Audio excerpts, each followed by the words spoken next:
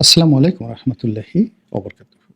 সম্মানিত দর্শক, বাংলাদেশ জাতীয়তাবাদী দল বিএনপি এই দলটির যে সম্ভাবনা জুলাই আগস্ট বিপ্লবের পর যেভাবে জ্বলে উঠেছিল, এটি ক্রমশ ম্রিয়মাণ হতে চলেছে। বিএনপিকে কেন্দ্র করে যে দেশি এবং বিদেশি চক্রান্ত চলছে এবং এই চক্রান্ত মোকাবেলা করার জন্য বিএনপির যে ধরনের প্রস্তুতি দরকার, যে ধরনের কার্যক্রম দরকার, যে ধরনের কূটনীতি দরকার, তার কোনোটিই হচ্ছে না। আওয়ামী লীগের জমানার পুরোটি সময় যেভাবে তারা সময় কাটিয়েছে এবং বারবার শুধু অপেক্ষা করেছে, দেখি এবার ঈদ যাক বা সামনের কুরবানি আসুক, বর্ষাকাল তো গেল, এবার শীতকালে আর আওয়ামী লীগকে একটু ছাড় দেওয়া হবে না। তো এই সকল যে কথাবার্তা তারা বলতেন এবং প্রায় সব সময়টিতেই আওয়ামী লীগের জুলুম অত্যাচারের শিকার হতে হতে বলতে গেলে দেয়ালে তাদের পিঠ থেকে গিয়েছিল। ঠিক সেই জায়গা থেকে প্রকৃতির একটি অপার করুণা দ্বারা যেভাবে একটা সুযোগ বিএনপির জন্য চলে এসেছিল, তা সম্ভবত বিএনপির হাতছাড়া হয়ে গেছে। আমি যাচ্ছে বলছি না, আমি বললাম যে অলরেডি গিয়েছে। এখন কি হবে? এখন তাদের অবস্থা সেই বিএনপির যে সাবেকি অবস্থা আওয়ামী লীগ জমানাতে সেরকম হবে, অথবা তার চেয়ে খারাপ হবে। কারণটা কি? কারণটা হলো যে যখন বসন্ত আসে ঠিক সেই সময় বাগানে ফুল ফোটে, এবং যখন ফুল ফোটে তখন কোকিল গান গায়। এই যে আমি যখন ভিডিওটি করছি, তখন চারিপাশ থেকে আপনি দেখবেন যে কোকিলের কুহু কুহু ডাক শোনা যাচ্ছে। বসন্ত সমাগত, তাই কোকিল ডাকাডাকি করছে। আমাদের রাজনীতির যে বসন্তকাল, বিএনপি রাজনীতির যে বসন্তকাল, সেই বসন্তকালটি ছিল আগস্ট, সেপ্টেম্বর, অক্টোবর। এই ৩টি মাসে তারা দোয়া দরুদ তসবি তাহালিল পড়ে সময় কাটিয়েছে। এখন যে কাজটি হচ্ছে সেটি হলো, জনাব তারেক রহমান সাহেব লন্ডনে বসে তার বাসায় বসে প্রায় প্রতিদিনই একাধিক স্কাইপে মিটিং করছেন, কিন্তু এই স্কাইপে মিটিংয়ে কোনো কাজের কাজ হচ্ছে না।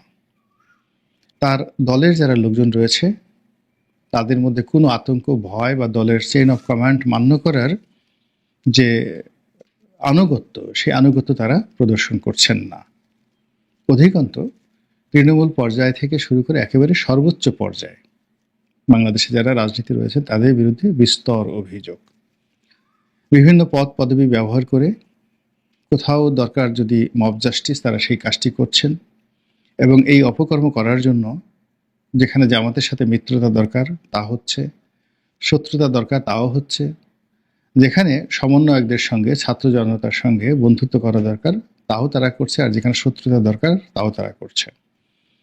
এবং এই সকল কর্মকাণ্ড করতে গিয়ে তারা একটি বারের জন্য দলের সুনাম, সুখ্যাতি, দলের ভবিষ্যৎ এবং রাজনীতি নিয়ে ভাবছেন না। ফলে কি হচ্ছে? চারিদিকে দুর্গন্ধ দুর্গন্ধ দুর্গন্ধ ছড়িয়ে পড়েছে এবং সকল দায় দায়িত্ব বিএনপির উপর বর্তাচ্ছে। ফলে যদি একটি ক্রেডিবল, অংশগ্রহণমূলক, তারপর একটি স্বচ্ছ মানে ট্রান্সপারেন্ট নির্বাচন হয়, জনগণ ভোট দেওয়ার সুযোগ পায়, তাহলে আজ থেকে ৬ মাস আগে বিএনপি যে সম্ভাবনা ছিল এটি নষ্ট হয়ে গেছে। এবং এই কাজগুলো যে হয়েছে, এখানে বিএনপির যেভাবে নেগলিজেন্সি রয়েছে, তারপরে নেতৃত্বের অদূরদর্শিতা রয়েছে, সাহসী যে সিদ্ধান্ত এটি নেওয়ার জন্য তারা যে কর্মকাণ্ড করা দরকার সেটি তারা করতে পারছেন না। ফলে কি হচ্ছে?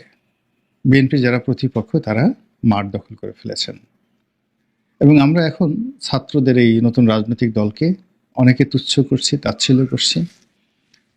কিন্তু বাস্তবতা হলো যে পৃথিবীর ইতিহাসে আপনি যখন কাউকে তুচ্ছ করবেন, তাচ্ছিল্য করবেন, সেটা মশা হোক, মাছি হোক, দেখা গেল সেই মশা এবং মাছির যে জীবাণু কামড়, এতেই কিন্তু আপনার প্রাণ যাবে। শেখ হাসিনার পতনের একটু ইতিহাস দেখুন। তিনি বিএনপিকে শেষ করার চেষ্টা করেছেন, জামাতকে শেষ করার চেষ্টা করেছেন এবং অনেকাংশে সফল হয়েছেন। দুটো রাজনৈতিক দলের যে শীর্ষ নেতৃত্ব রয়েছেন তাদের অনেককে কবরে পাঠিয়ে দেওয়া হয়েছে, অনেককে ফাঁসিতে লটকানো হয়েছে, অনেকের মেরুদণ্ড ভেঙে দেওয়া হয়েছে এবং বাকি যারা ছিলেন তারা সকালে একবার গণভবনে হাজিরা দিতেন, আবার রাতে এসে অন্য জায়গায় হাজিরা দিতেন। কখনো ডিজিএফআই, কখনো এনএসআইয়ের হুকুমে তারা চলতেন, আর কখনো লন্ডন থেকে তারেক রহমান সাহেব যে কথা বলতেন সেই কথা প্রেসের সামনে এসে মানে বলতে থাকতেন। তো এই যে রাজনীতির যে ধারাবাহিকতা, এই ধারাবাহিকতা এখনো কিন্তু ওইভাবেই চলছে। অথচ যদি জনাব তারেক রহমান সাহেব সেই আগস্ট মাসের 14 তারিখে 15 তারিখে চলে আসতেন, আমার কাছে মনে হয়েছিল যে আগস্ট মাসের 8-10 তারিখে জনাব তারেক রহমান সাহেবের জন্য বাংলাদেশটা নিরাপদ ছিল না। কিন্তু যেই মুহূর্তে ডক্টর মোহাম্মদ ইউনূস শপথ নিয়ে ফেলেছেন, ওই মুহূর্তে তিনি যদি বাংলাদেশে চলে আসতেন তাহলে পুরো রাজনৈতিক যে নেতৃত্ব এটি তার হাতে থাকতো। কিন্তু এখন যে পরিবেশ পরিস্থিতি তৈরি হয়েছে, এখন তিনি যদি চানও চেষ্টা করেন বাংলাদেশে আসার জন্য, সেটি হয়তো সম্ভব হবে না। বিভিন্ন কারণে এটি তার জন্য খুব ডেঞ্জারাস একটা গেম হয়ে যাবে। আমাদের দেশে 21শে আগস্টের গ্রেনেড হামলা হয়েছে, এটা আমরা জানি। কে করেছে, কারা করেছে, আমরা এখন পর্যন্ত জানি না। তো পাবলিক মিটিংয়ে গ্রেনেড হামলা চালানোর যে ইতিহাস এই বাংলাদেশে আছে। আগামীতে যদি 10 লাখ লোক নিয়ে জনাব তারেক রহমান কোনো বৈঠক করেন, সেখানে যে ধরনের অপকর্ম দুর্বৃত্তরা করবে না, কিংবা ভারতীয়রা করবে না, কিংবা আইএসআই করবে না, কিংবা আওয়ামী লীগ করবে না, এই কথা কিন্তু বলা যাচ্ছে না, এবং পুরো রাজনীতি সমূলে বিনাশ হয়ে যাবে। তো ওই পরিবেশ এবং পরিস্থিতি সামাল দেওয়ার জন্য যে ধরনের প্রশাসনিক ভিত্তি, রাজনৈতিক ভিত্তি এবং যে ধরনের জনসংযোগ দরকার ছিল, এই সময়টা এখন পার হয়ে গেছে। এখন বিএনপির বিরুদ্ধে বলতে গেলে ইউনূস সরকার, তারপর রাষ্ট্রের যে গুরুত্বপূর্ণ অর্গানগুলো রয়েছে, সব জায়গাতেই বিরক্তি চরমে। বিএনপির পক্ষ থেকে যে সকল রাজনৈতিক নেতৃবৃন্দ সরকারের সাথে যোগাযোগ করছেন, সামহাও তাদের মধ্যে কোনো অ্যাডাপশন হচ্ছে না। ক্যান্টনমেন্টের সাথে যে সকল কর্মকর্তাদেরকে, সাবেক কর্মকর্তাদেরকে বিএনপি হয়তো দায়িত্ব দিয়েছেন, তারা বর্তমান যারা সার্ভিস হোল্ডার রয়েছেন সেনাবাহিনীতে, তাদের সঙ্গে আসলে যোগাযোগ রক্ষা করতে পারছেন না, এবং প্রায়ই এখানে অনার সৃষ্টি তৈরি হচ্ছে এবং বিএনপির প্রতি অবিশ্বাস তৈরি হয়ে গেছে।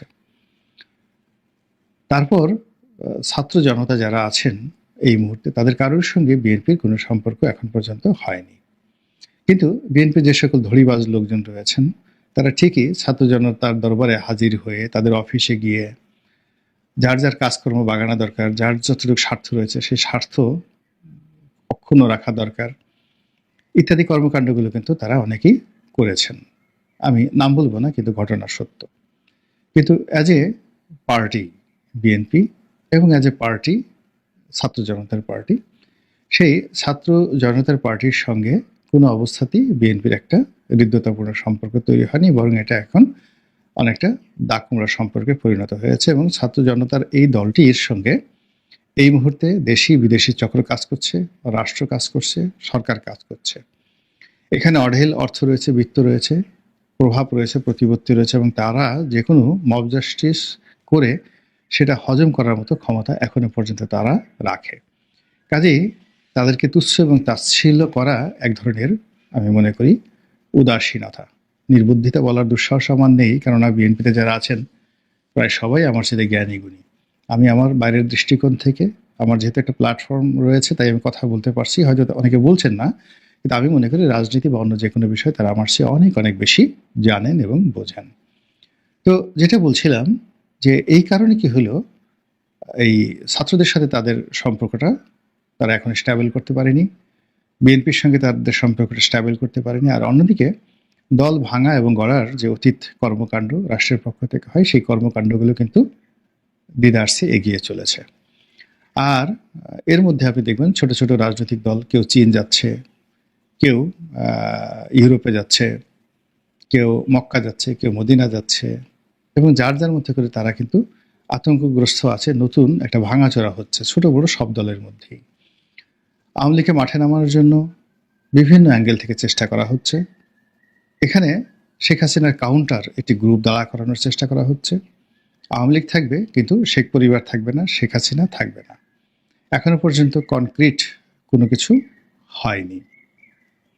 অতীতের অভিজ্ঞতার আলোকে কোনো ব্যক্তি কেউই এই গোয়েন্দা সংস্থার জালে পড়ে বা সরকারের জালে পড়ে, মোহজালে পড়ে আওয়ামী লীগের বিরুদ্ধে অতীতের সেই সংস্কারবাদী গ্রুপের মতো নতুন একটি সংস্কারবাদী দল আওয়ামী লীগ করার সাহস বা দুঃসাহস কেউ এখন দেখাচ্ছে না। ফলে পুরো নেতৃত্ব, আওয়ামী লীগের পুরো নেতৃত্ব ভারত কেন্দ্রিক, পুরো নেতৃত্ব এখন শেখ হাসিনা কেন্দ্রিক। শেখ হাসিনা এবং ভারত যেভাবে বলবে, এখনো পর্যন্ত আওয়ামী লীগের যারা সাধারণ নেতৃত্ব রয়েছে তারা সেই দিকেই যাবে। এবং সেক্ষেত্রে আগামীতে আওয়ামী লীগের সঙ্গে বিএনপির কোনো ঐক্য হওয়ার সম্ভাবনা এই মুহূর্তে দেখা যাচ্ছে না। সেই তুলনায় জামাতের সঙ্গে আওয়ামী লীগের ঐক্য হওয়ার সম্ভাবনা খুবই খুবই বেশি। তো রাজনীতির ময়দানে বিএনপি বলতে গেলে এখন বন্ধুহীন, একেবারে একা। তারা ইতিমধ্যে বেশ কয়েকজনকে বন্ধু করার চেষ্টা করেছিলেন, যারা ব্যক্তিকেন্দ্রিক। আমি কারো নাম বলে ছোট করব না, যাদের কোনো দল নেই, ব্যক্তি হিসেবে তাদের পরিচিতি রয়েছে, তাদের সঙ্গে বিএনপি বন্ধুত্ব করার চেষ্টা করেছে সর্বোচ্চ ছাড় দিয়ে।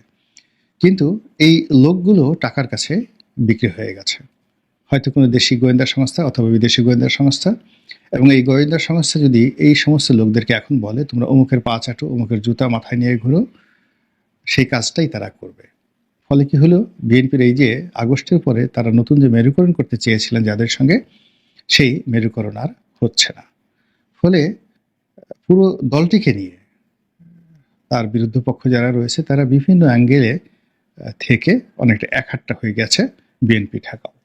আর সেই বিএনপি ঠেকানোর যে যুদ্ধ চলছে, সেই যুদ্ধের ময়দানে বিএনপি বিপুল বিক্রমে যে এগিয়ে যাবে, সেই নেতৃত্ব মির্জা ফখরুল সাহেব এর হাতে আছেন কিনা উনি বলতে পারবেন, বা সালাউদ্দিন সাহেবের হাতে যে কোনো সিদ্ধান্ত ইন্ডিপেন্ডেন্টলি নেওয়ার জন্য তিনি ক্ষমতাপ্রাপ্ত কিনা এটা উনি বলতে পারবেন, আমরা বলতে পারবো না। মির্জা আব্বাস এখন কোথায় আছে, কিংবা তারেক রহমান সাহেব খুব দ্রুত বাংলাদেশে এসে নেতৃত্ব নেবেন কিনা, বা নিলেও তিনি কতটা সফল হবেন, এই বিষয়ে আমরা কেউ বলতে পারছি না। কিন্তু প্রতিদিনই বিএনপির লোকসান হচ্ছে, ভীষণ রকম লোকসান হচ্ছে।